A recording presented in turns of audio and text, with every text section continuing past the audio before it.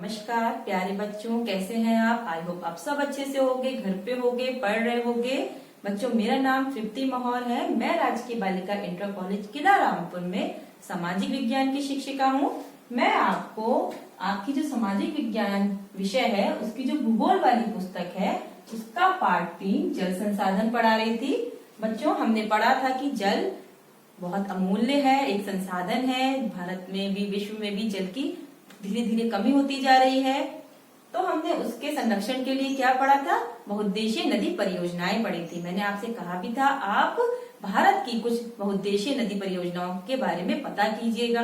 हमने बहुउद्देशीय नदी परियोजनाओं के बहुत सारे लाभ भी पढ़े थे, जैसे कि हीराकुंड परियोजना है, उसमें क्या है, वो बाढ़ रोकने के भी काम में आती है, सिंचाई के काम में भी आती है। भांगड़ा नागल बांध है, वो विद्युत बनाने के काम में भी आता है और सिंचाई के काम में भी आता है। लेकिन बच्चों, इन बहुउद्देशीय नदी परियोजनाओं के बहुत सारे लाभ हैं। लेकिन जैसे आप मोबाइल चलाते हो, आप मोबाइल में वीडियोस देखते हो, उसमें से पढ़ाई करना सीखते हो, लेकिन अगर ज्यादा चलाते हो तो क्या होता है, आपकी आंखें थकने लगती हैं, या कभी कभी आप उसमें कुछ गलत चीजें भी देखने लग जाते हो, तो उसका भी एक नकारात्मक पक्ष है ना। इसी तरीके से बहुउद्देशीय नदी परियोजनाओं का भी एक नकारात्मक पक्ष भी है, इसकी भी कुछ हानियां भी हैं, इसके कुछ नुकसान भी हैं। तो बहुउद्देशीय नदी परियोजनाओं के नकारात्मक पक्ष और उनसे निपटने के लिए हमारे पास जल प्रबंधन के क्या परंपरागत तरीके हैं, आज के अध्याय में हम इन बातों का अध्ययन करेंगे। जब आपके घर में कोई समस्या होती है, कोई परेशानी आती है, आप नहीं सॉल्व कर पाते हो, तो आप किसके पास जाते हो, अपने मम्मी पापा के पास जाते हो। अगर वो भी नहीं सॉल्व कर पाते हैं तो फिर किसके पास जाते हैं हम दादी बाबा के पास जाते हैं, नाना नानी के पास जाते हैं, उनसे पूछते हैं कि आपने इस समस्या को कैसे समाधान किया था। पूछते हैं ना, उनके तजुर्बों का फायदा उठाते हैं कि किसी के पेट में दर्द होता है तो दादी कहती है कि इसके पेट पे हींग लगा दो, कहती है ना। तो इसी तरीके से क्या हमारे देश में, पहले मैंने बताया, बहुत पहले भी हमारे देश में जल का प्रबंधन होता रहा है, जल का संरक्षण होता रहा है। तो हमारे देश के जो परंपरागत जो तौर तरीके हैं जल संरक्षण के, जल प्रबंधन के, अब उनके उपयोग पर ज्यादा जोर दिया जा रहा है। तो मैं उन परंपरागत जल प्रबंधन और जल संरक्षण के बारे में अब आपको बताऊंगी। जल संरक्षण के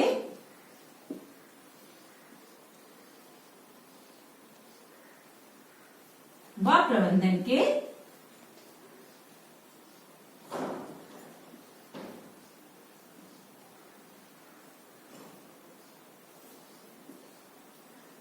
परंपरागत तरीके।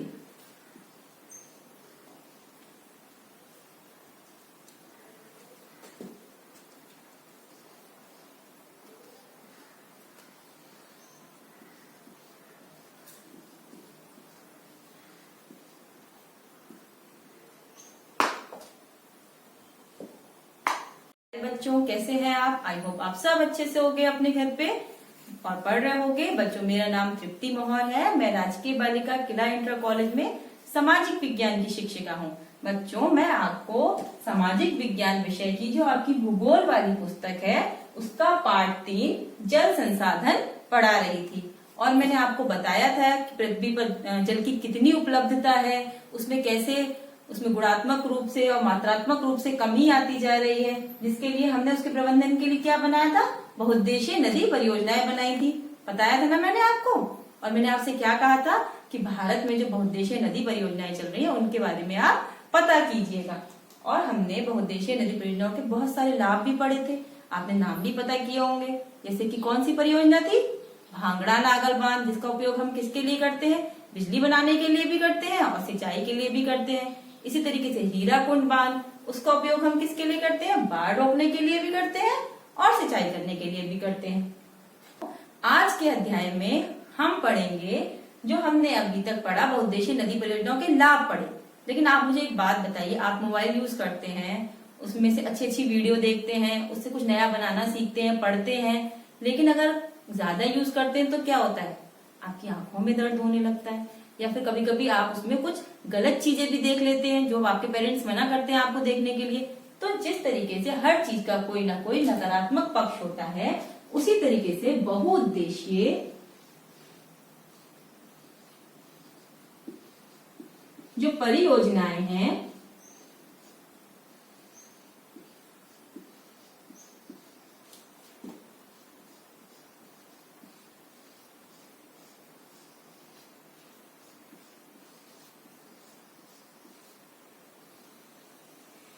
परियोजनाओं के कुछ नकारात्मक पक्ष भी हैं।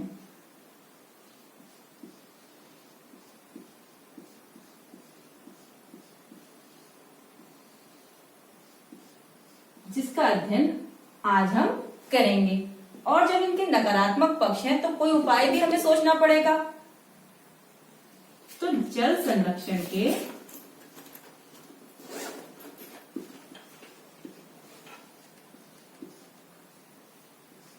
परंपरागत तरीके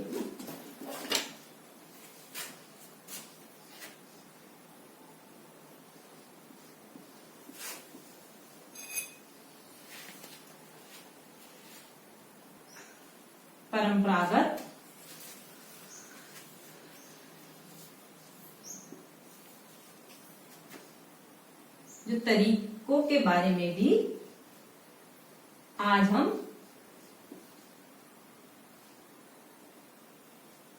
परंपरागत तरीकों के बारे में भी आज हम जानेंगे। तो आज के अध्याय में हम क्या जानेंगे? बहुउद्देशीय नदी परियोजनाओं के क्या नकारात्मक पक्ष हैं और उनसे निपटने के लिए हम क्या जल संरक्षण के परंपरागत तरीकों को अपना सकते हैं, इसके बारे में मैं आपको बताऊंगी। तो बच्चों, बहुउद्देशीय नदी परियोजनाओं का क्या नकारात्मक पक्ष है, हम ये जानते हैं। तो बच्चों, जैसे कि जो नदी परियोजनाएं होती है, बांध बनाई जाती है, नदी बहती हुई आ रही है ना, नदी बहती हुई। यहाँ पे हमने इसको रोक के, इसके जल को रोक के यहाँ पे बांध बना दिया, फिर अपने हिसाब से इसके पानी को थोड़ा थोड़ा करके अगले क्षेत्र में प्रवाहित किया। तो क्या होता है बच्चों, जब यहाँ पे हमें बड़ा सा सरोवर बनाना होता है, बड़ा सा बांध बनाना होगा, तो उसके लिए हमें क्या जरूरत होगी? भाई कोई मकान बनाना था या कोई भी चीज हमें बनानी होती है, तो उसके लिए क्या जरूरत पड़ती है? जगह की जरूरत पड़ती है, जमीन की जरूरत पड़ती है। तो यहाँ के जो स्थानीय लोग हैं उन्हें अपनी जमीनें छोड़ना पड़ता है, या फिर यहाँ पे जो जंगल होते हैं वो इस पानी में डूब जाते हैं। तो जिन लोगों की आजीविका जंगल से जुड़ी हुई है, या फिर स्थानीय लोग जिन्हें अपने संसाधनों को कुर्बान करना पड़ा है, उन्हें ज्यादा फायदा होना चाहिए इसका।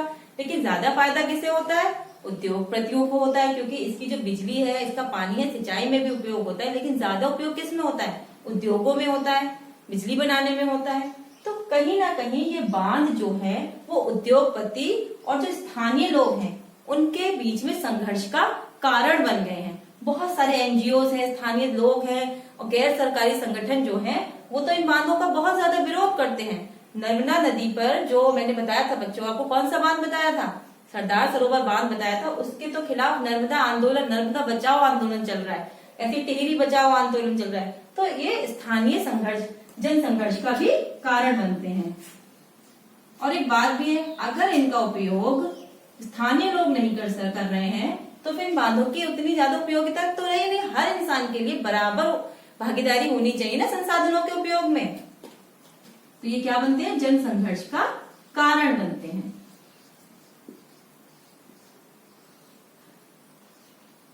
दूसरा क्या है बच्चों, आपने पता है जो मैदानी हमारा जो इलाका है उसका निर्माण कैसे हुआ है? नदी द्वारा बहा के लाई हुई उपजाऊ मिट्टी से हुआ है। लेकिन जब हमने यहाँ पे बांध बना दिया और पानी को यहीं पे रोक दिया, तो उसका जो अवसाद होता है वो आगे जा ही नहीं पाता है, यहीं पे जम के रह जाता है। इसकी वजह से भूमि में जो उपजाऊ बने फिर क्या होगा? कम हो जाएगा, जिस वजह से भूमि निम्नीकरण की भी समस्या उत्पन्न होने लगती है।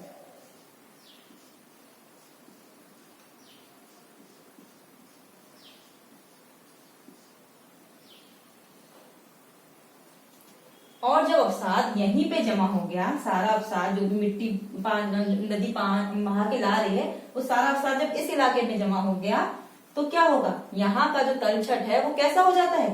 चट्टानी हो जाता है।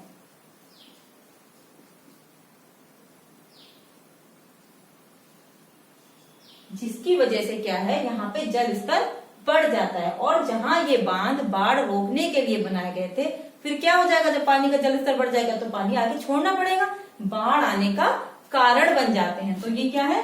बाढ़ रोकने में सफल नहीं है फिर बाढ़, इस वजह से बांध।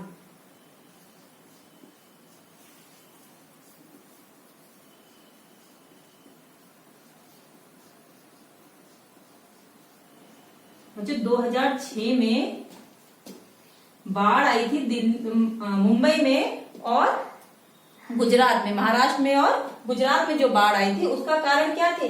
ये बांध ही थे।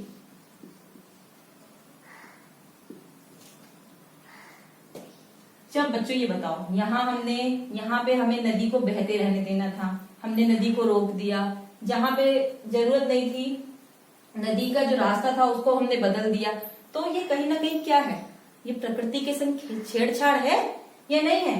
तो ये पर्यावरण के संग एक छेड़छाड़ है और प्रकृति का संतुलन बिगड़ जाता है, क्योंकि प्रत्येक जो धरातल होता है उसकी अपनी संरचना होती है, चाहे वो जमीन के जब धरातल जो प्लेन इलाका है वहां का हो या जो जलीय चीजें हैं उनके नीचे का हो। तो ये पर्यावरण के साथ कहीं ना कहीं एक छेड़छाड़ है और पर्यावरण असंतुलन हो जाता है इसकी वजह से।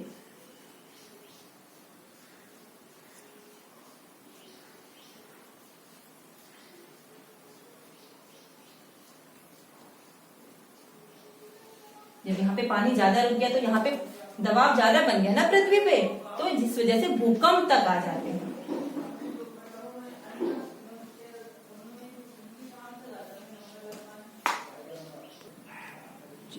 तो बच्चों जिस वजह से क्या आ जाते हैं? भूकंप तक आ जाते हैं। ये जो बांध होते हैं बच्चों, ये नदी जो बह रही है ये तो सतत बहानी नदियां हैं, है ना? ये हर जगह बहती है, कोई राज्य देख के तो बहती नहीं कि भाई ये नदी उत्तर प्रदेश में बहेगी तो ये बिहार में नहीं जाएगी, ऐसा तो नहीं होता है ना। नदियां तो सब जगह बहती हैं। तो क्या होता है, जब हमने एक राज्य में नदी के ऊपर बांध बना दिया तो उसका पानी फिर अन्य राज्यों में तो कम जाएगा, है ना? तो जिसकी वजह से क्या होता है, अब तुम्हारे पास कोई एक चीज है, तुम्हारे पापा के पास, मम्मी के पास, उन्होंने तुमको थोड़ी दे दी, दूसरे भाई को ज्यादा दे दी, तो तुम तो लड़ने लगोगे। या भाई को ज्यादा दे दी या तुम्हें कम दे दी तो तुम क्या करोगे? लड़ाई करोगे कि नहीं करोगे? ऐसे ही जब ये नदी के पानी को लेके राज्यों के बीच में भी संघर्ष होने लगता है तो ये राज्यों के बीच में संघर्ष का कारण भी बन जाते हैं।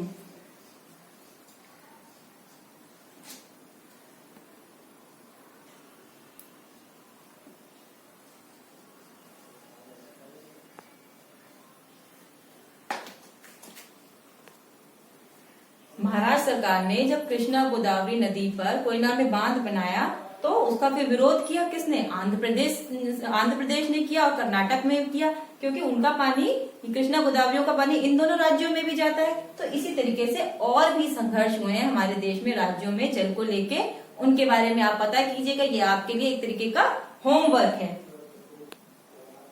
इसके अलावा बच्चों क्या होता है, ये जल का जो प्रवाह है जब इसे हम रोक देते हैं तो ये जलीय जीवों के लिए भी कहीं ना कहीं नुकसानदेह होता है। उनके अंडे देने की अनुकूल दशाएं नहीं बन पाती, उनको भोजन नहीं मिल पाता है,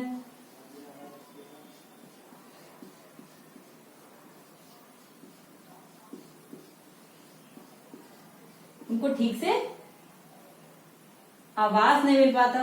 तो ये जलीय जीवों के लिए भी हानिकारक है। तो कितने सारे इसके नकारात्मक पक्ष भी है ना। बहुउद्देशीय नदी परियोजनाओं के जनसंघर्ष का कारण बन जाते हैं, लोगों के बीच में विवादों का कारण बन जाते हैं, उच्च वर्ग और निम्न वर्ग के बीच में जनसंघर्ष का कारण बन जाते हैं, कहीं ना कहीं अमीरी और गरीबी की जो संघर्ष है उसका कारण बनते हैं। भूमि निम्नीकरण, हमारा जो उपजाऊ भूमि है वो नहीं हो पाती इनकी वजह से।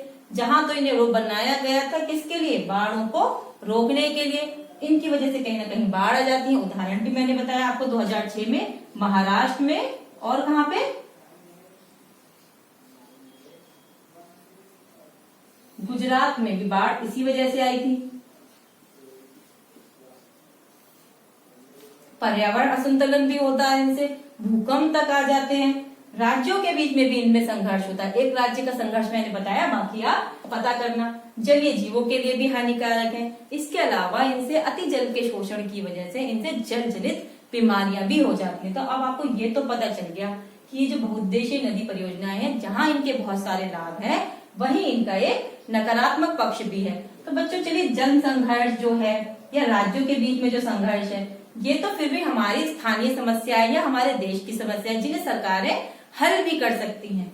लेकिन भूमि निम्नीकरण है या फिर पर्यावरण के साथ असंतुलन है, बाढ़ का कारण है, ये तो पर्यावरण के साथ बहुत बड़ा खतरा है ना। तो ये तो हमारी प्रकृति के साथ छेड़छाड़ है, उसके साथ खिलवाड़ है। तो कहीं ना कहीं हमें इसका दूसरा उपाय भी सोचना पड़ेगा कि हम किस तरीके से जल का प्रबंधन करें या जल का संरक्षण करें, जो ये पर्यावरण असंतुलन की जो समस्या है ये समाप्त हो सके। तो बच्चों एक बात बताइए, जब आपके पास कोई समस्या होती है, आप उसे सॉल्व नहीं कर पाते तो आप किसके पास जाते हो? अपने मम्मी पापा के पास जाते हो, उनसे उनका समाधान पूछते हो। आपके मम्मी पापा भी नहीं समझ पाते हैं वो समस्या का समाधान, तो वो किससे पूछते हैं? वो अपने मम्मी पापा से, यानी कि आपके दादा दादी से पूछते हैं। पूछते हैं नहीं पूछते हैं? कभी कभी आपके पेट में दर्द होता है तो दादी क्या कहती है, इसके पेट में हींग लगा दो ठीक हो जाएगी, या वो अपने कुछ नुस्खे, कुछ दवाइयां, कुछ तरीके बताती है या नहीं बताती है? दादाजी भी बताते हैं कि भाई इस काम को ऐसे नहीं ऐसे कर लो, हमें भी तजुर्बा है, हम भी बता रहे हैं, हमारी बात सुनो, बताते हैं। तो इसी तरीके से जल प्रबंधन के और जल संरक्षण के कुछ परंपरागत तरीके भी हैं।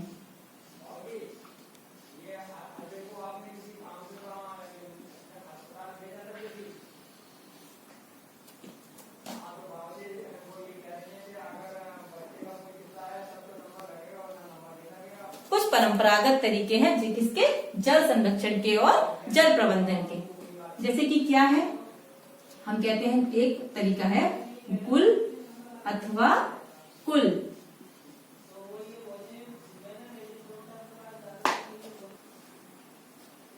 तो बच्चों एक तरीका है गुल अथवा कुल। ये कहां पे होता है? पश्चिमी हिमालय में।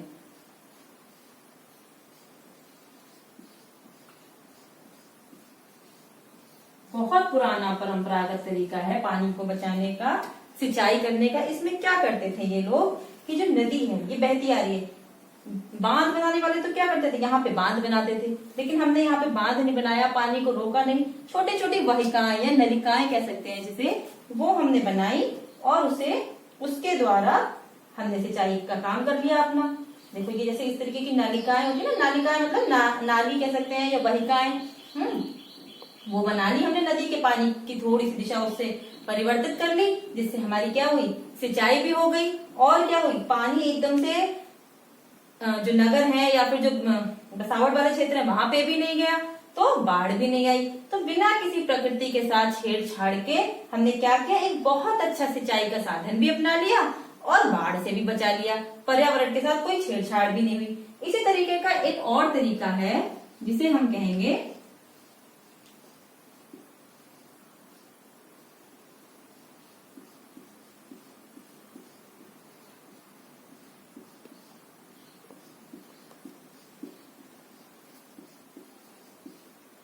बांस की ड्रिप प्रणाली द्वारा सिंचाई भी कह सकते हैं, या बांस द्वारा ड्रिप सिंचाई भी कहते हैं। इसमें क्या करते हैं, ये कहां पे होती है, मुख्य रूप से मेघालय में।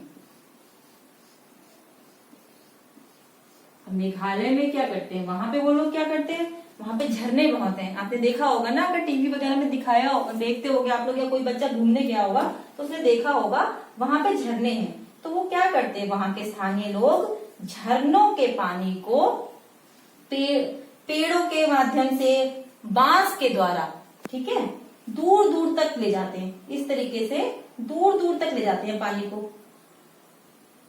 अच्छा बच्चों एक बात बताइए, अब आप सोच रहे होंगे कि पानी चला कैसे जाता है। आप बताओ, आप पानी जब भरते हो टैंक में तब तो आपको क्या करना पड़ता है, मोटर चलानी पड़ती है। लेकिन जब पानी नीचे आता है टंकी में तो कोई मोटर चलानी पड़ती है आपको? नहीं चलानी पड़ती। कोई भी चीज ऊपर से नीचे कैसे आती है, गुरुत्वाकर्षण बल द्वारा आती है। इसी तरीके से ये इस तरीके से बांसों का प्रबंधन करते हैं, इस तरीके से बांसों को लेके जाते हैं कि पानी खुद ब खुद जहां पे वो ले जाना चाहते हैं वहां तक पहुंच जाता है, बांस के द्वारा पहुंच जाता है। इसीलिए हम इसे कहते हैं बांस द्वारा ड्रिप सिंचाई। ये कहाँ होती है, मेघालय में होती है। मुझे पता है ये इतना पुराना तरीका है, लगभग 200 साल पुराना तरीका है। तो आप सोचिए हमारे जो पूर्वज रहे थे या फिर जो हमारे देश के जो पुराने लोग थे वो कितने होशियार थे, उन्हें भूमि के बारे में, सिंचाई के बारे में, जल के बारे में कितना ज्ञान था। तो उन्हीं के परंपरागत तरीकों का हमें उपयोग करना है जिससे पर्यावरण को भी नुकसान ना हो और हमारे जल का प्रबंधन हो जाए और उसका संरक्षण भी हो जाए। 200 साल पुरानी है और 15-20 लीटर, बहुत बहुत लीटर पानी इसके द्वारा बहुत दूर दूर के इलाकों में ले जाया जाता है। अब बताओ अगर यहाँ पे हम कुछ बनाते तो क्या होता, प्रकृति के संग छेड़छाड़ होती, पर्वतों को काटना पड़ता, बागान खराब होते नहीं होते। उन्होंने क्या किया, ना कोई प्लास्टिक ना ही किसी तरीके का कोई मशीन लगाई, सिर्फ जो नेचुरल तरीका है गुरुत्वाकर्षण, सुनो उन्हें गुरुत्वाकर्षण के बारे में पता था, गुरुत्वाकर्षण द्वारा वो बांस से, क्योंकि बांस का उपयोग क्यों किया, कि बांस आपने बच्चों देखा होगा अंदर से कैसा होता है, कैसा होता है, अंदर से खोखला होता है। तो पानी जाने के लिए उन्होंने बांस के पाइप का इस्तेमाल किया। तो इसके द्वारा उन्होंने सिंचाई कर दी। कहाँ के लोगों ने? मेघालय के लोगों ने। तो ये तो कुछ परंपरागत तरीके हैं। इसके अलावा भी और भी परंपरागत तरीके हैं, वो मैं अभी आपको बताती हूँ। तो बच्चों ये तो हमने पढ़ा नदियों द्वारा या फिर नदियां और झरनों द्वारा जो हमने जल था उसका कैसे उपयोग किया, कैसे उसका संरक्षण किया, कैसे उसका प्रबंधन किया। अब एक और चीज क्या होती है बच्चों, जो आसमान से बारिश होती है ना, वो भी तो जल का स्रोत है, हमने पढ़ा था। तो इसको भी तो बचाना बहुत जरूरी है। क्या होता है, बारिश होती है, पानी ऐसे ही बहता चला जाता है, बर्बाद हो जाता है, ठीक है। तो इसको बचाने का भी या वर्षा जल को संरक्षण करने का, वर्षा जल के उपयोग करने का भी हमारे देश में बहुत अच्छा और बहुत परंपरागत और सबसे ज्यादा इस समय दोबारा से जिसकी डिमांड हो रही है वो तरीका है जो मैं आपको बताती हूँ। देखो बच्चों, एक तो बंगाल में और राजस्थान में क्या करते हैं, खड्डे खोद देते हैं, ठीक है। राजस्थान के जैसलमेर में खादर, इसके उदाहरण, उसमें क्या करते हैं, गड्ढे खोद देते हैं, जिससे बारिश का पानी क्या होता है, इन खड्डों में इकट्ठा हो जाता है और बाद में का उपयोग कर लिया जाता है। लेकिन ये तो एक साधारण सा तरीका है। एक बहुत अच्छा एकदम साइंटिफिक तरीका है, एक तकनीक है जिसे कहते हैं वर्षा जल संरक्षण का तरीका।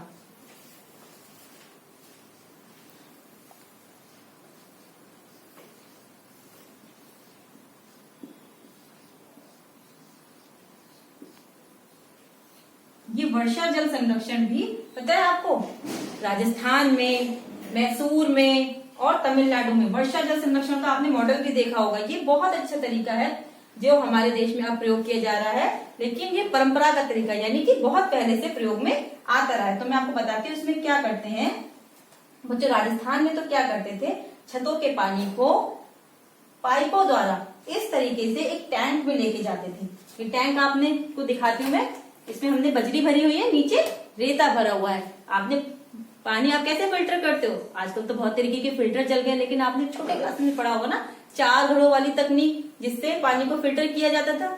उसी तरीके का ये टैंक बनाया जाता है। ये टैंक बच्चों से टांका कहते हैं। ये बनाया तो कहाँ जाता है, जमीन के नीचे बनाया जाता है, ठीक है। लेकिन अभी क्योंकि मुझे आपको दिखाना है इसलिए मैंने ऊपर रखा हुआ है। तो इसमें क्या करते हैं पानी को, क्योंकि बरसात का पानी वैसे भी राजस्थान में तो बारिश कम होती है, तो जिस तरीके से 4 घड़ों वाली जो हमारी टेक्निक होती थी पानी को साफ करने की, अब तो आप फिल्टर से कर लेते हो, लेकिन पुराना तरीका भी तो है और बहुत अच्छा बिना केमिकल का। उसमें हम रेत द्वारा, बजरी द्वारा पानी को साफ करते हैं। उसी तरीके से इसमें भी जो ये जो टांका बनाया जाता था जमीन के नीचे बनाते थे, लेकिन दिखाने के लिए मैंने आपको फिर से बता दूं ऊपर रख रखा है। इसमें क्या करते हैं बच्चों, छतों द्वारा, छतें जो होती है उसमें बारिश का जब पानी होता है, तो जब बारिश होती है पानी अगर हम पानी बह के बर्बाद ही चला जाता है, लेकिन वो छतों को इस तरीके से बनाते हैं कि पानी जो है वो इकट्ठा होकर एक पाइप द्वारा, ये पाइप दिख रहा है बच्चों आपको, ये जो पाइप है इस पाइप द्वारा इसे भूमिगत जो टंका होता है, टैंक होता है, उसमें ले जाते हैं, जिससे बारिश का पानी जो है इस टैंक में इकट्ठा होता रहता है। राजस्थान में इस तरीके का उपयोग बहुत सालों तक किया जाता था। फिर इसको या तो हैंडपंप लगा के इस्तेमाल कर लिया जाता था, या फिर 1 साल तक इस पानी को यूं ही सुरक्षित रखते थे और 1 साल बाद इस पानी का उपयोग करते थे। इस पानी को कहते थे पालर पानी, और इसका स्वाद राजस्थान के जो लोग हैं उन्हें आज भी बहुत ज्यादा पसंद है। लेकिन क्या होता है, पहले हम लोग पानी को ठंडा रखने के लिए किस चीज का प्रयोग करते थे, घड़े का प्रयोग करते थे। लेकिन जब फ्रिज आ जाता है तो क्या घड़े का इस्तेमाल होता है, नहीं होता है। इसी तरीके से जब राजस्थान में इंदिरा गांधी नहर परियोजना चल गई और पानी आसानी से मिलने लगा, तो ये जो व्यवस्था थी टैंकर की, ये धीरे धीरे कम होने लगी। लेकिन जो पुराने लोग होते हैं, जो तुम्हारी दादी है, नानी है, वो अभी भी फ्रिज का पानी पीना पसंद करती हैं? नहीं करती। उन्हें अभी भी किसका चाहिए, घड़े का ही पानी चाहिए। तो उन्हें नहर का पानी पसंद नहीं आता था, इसलिए अभी भी राजस्थान के घरों में इस तरीके की व्यवस्था है।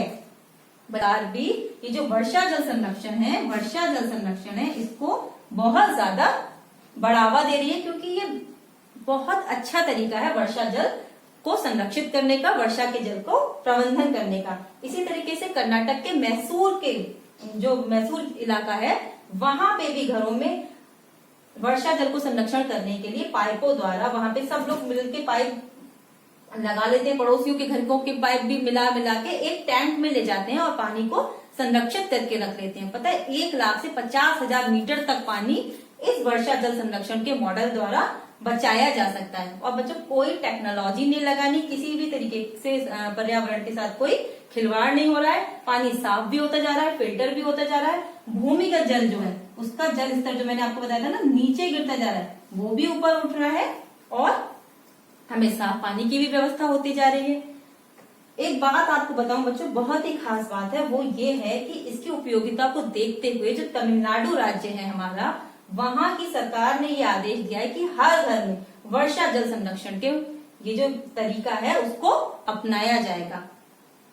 और बच्चों आपको पता है जो शहर है उनमें तो वर्षा जल के ये जो संरक्षण का तरीका है इसको अपनाने की बहुत ही ज्यादा जरूरत है। क्यों है? क्योंकि वहां पे तो कच्ची जमीन बिल्कुल होती ही नहीं है, बारिश का पानी होता है, सड़कें भी पक्की होती है तो जमीन अवशोषित कर ही नहीं पाती है, नालियों में चला जाता है, नालों में चला जाता है और पानी क्या होता है बरसात वाला बिल्कुल खराब हो जाता है।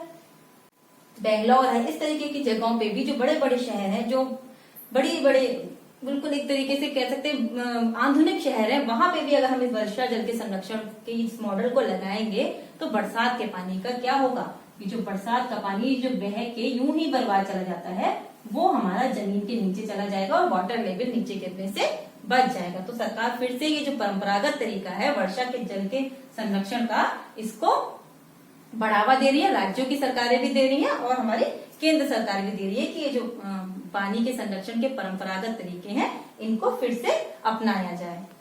और जो आपको मैं दिखा भी देती हूँ कैसे पानी इसमें इकट्ठा होता होगा। आप सोच रहे हो पता नहीं मैम कैसे बता रही है। देखो ये जो पानी है, बारिश हुई तो यहाँ से हमने डाला, ये पाइप से सीधे कहाँ चला गया, टैंक में चला गया।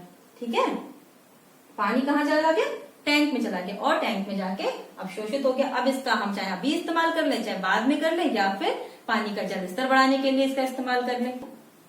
तो इस तरीके से इसका इस्तेमाल होता था और अब इसका इस्तेमाल और ज्यादा हो रहा है। तो बच्चों आज के हमने जल संसाधन के अध्याय में हमने क्या जाना, एक तो हमने जाना कि पृथ्वी पर जल का प्रतिशत जो है वो काफी कम है।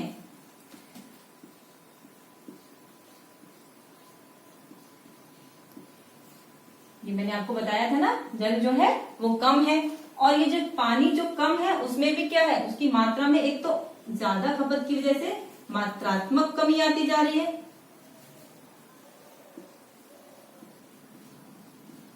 और क्या आती जा रही है, गुणात्मक कमी, यानी कि उसकी क्वालिटी में, पानी की प्योरिटी में भी कमी आती जा रही है।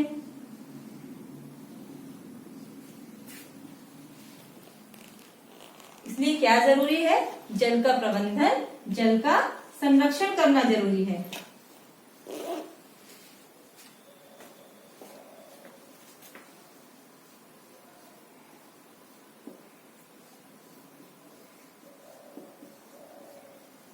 ये अध्याय पढ़ाने का मुख्य उद्देश्य यही है कि हम आपको बताएं कि किस प्रकार से हमें जल का प्रबंधन करना है और उसका संरक्षण करना है। इसके लिए हमने क्या देखा, बहुउद्देशीय नदी परियोजनाओं को भी देखा, लेकिन हमने देखा उनके बहुत सारे नकारात्मक है ना, उनके बहुत सारे नकारात्मक पक्ष। तो हमने क्या देखे, परंपरागत तरीके भी देखे जल का संरक्षण करने के और उसका प्रबंधन करने के। तो इससे हमें पता चलता है वह जल जो है एक संसाधन है, हमारे लिए अनमोल है, वनस्पति जगत के लिए अनमोल है, जीव जंतुओं के लिए भी आवश्यक है और जल की क्योंकि मात्रा सीमित है इसलिए हमको इसको अच्छे से प्रबंध करके रखना है, अच्छे से इसका संरक्षण करके रखना है। आप भी अपने घर में देखेंगे कि पानी को बर्बाद होने से हम कैसे बचा सकते हैं, किस प्रकार हम जल का संरक्षण कर सकते हैं, किस प्रकार हम वर्षा जल का संरक्षण कर सकते हैं, या और कौन से ऐसे तरीके हो सकते हैं जिससे बिना पर्यावरण को नुकसान पहुंचाए पानी को बचाया जा सकता है और पानी को संरक्षित किया जा सकता है। तो बच्चों आशा करती हूँ आपको ये अध्याय जल संसाधन अच्छे से समझ में आ गया होगा। चलिए हम इसका गृह कार्य ले लेते हैं।